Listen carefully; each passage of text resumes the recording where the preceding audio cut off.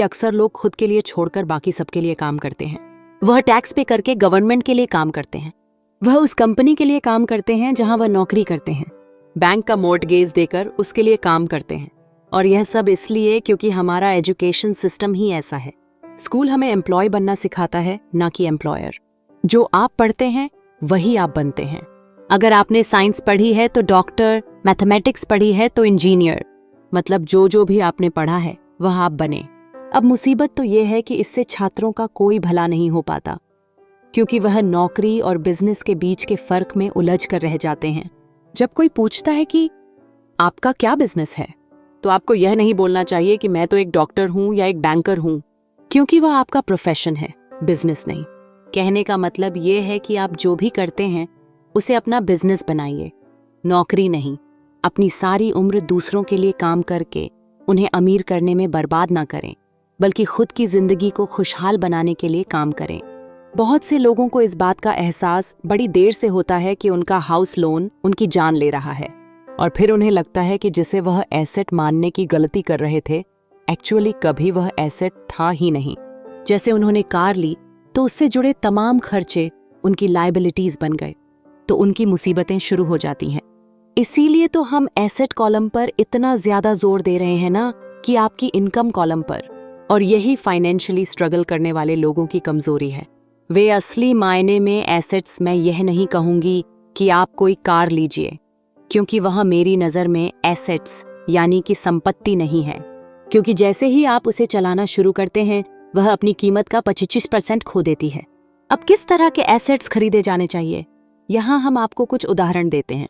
को ऐसा बिजनेस जहां आपकी मौजूदगी जरूरी ना हो, जो दूसरे लोग आपके लिए चलाएं, क्योंकि आप वहां पर ज्यादा वक्त देंगे तो वह बिजनेस नहीं, नौकरी होगी। दूसरा है रियल एस्टेट पर पैसा लगाएं। तीसरा है स्टॉक एंड बॉन्ड खरीदें। तो जब एसेट खरीदें तो अपनी पसंद की चीजों पर पैसा लगाएं, क्योंकि आपका मन होगा तभी आप उस पर ध्यान दे पाएंगे। अगर उसमें आपकी रुचि होगी तो आप उसे बेहतर समझ पाएंगे। रॉबर्ट को रियल एस्टेट और स्टॉक्स में रुचि थी, खासकर छोटी कंपनीज में इन्वेस्ट करना। अपने अमीर डैड की सलाह पर उसने अपनी नौकरी कभी नहीं छोड़ी। वह जॉब करता रहा, साथ ही अपने एसेट कॉलम को बड़ा और मजबूत बनाता चला गया।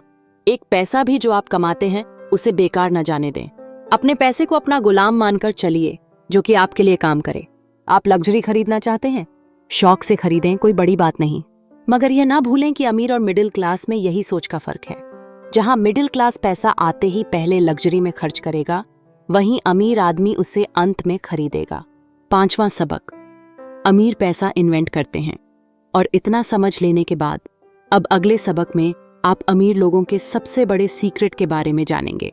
तो 5वां सबक कहता है कि अमीर पैसा इन्वेंट करते हैं। अलेक्जेंडर ग्राहम बेल ने टेलीफोन इन्वेंट करने के बाद उसे पेटेंट कर दिया था।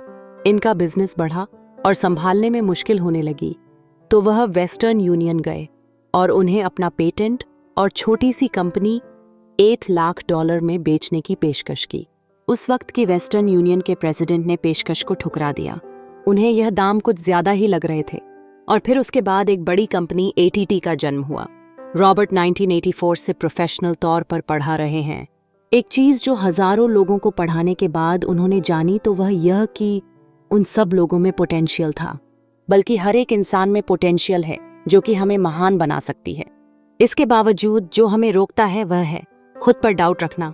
स्कूल छोड़ने के बाद हमें पता चलता है कि जिंदगी में आगे बढ़ने के लिए सिर्फ ग्रेड्स ही काफी नहीं होते।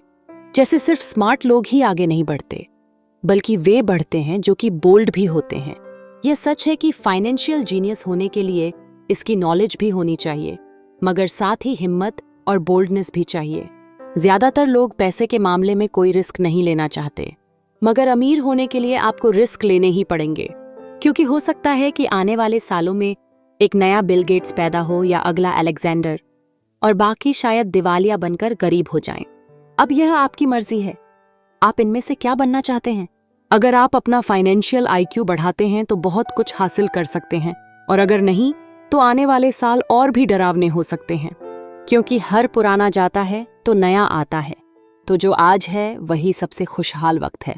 आज के दौर में लोग ज्यादा फाइनेंशियली स्ट्रगल कर रहे हैं, क्योंकि उनकी सोच अभी भी पुरानी है।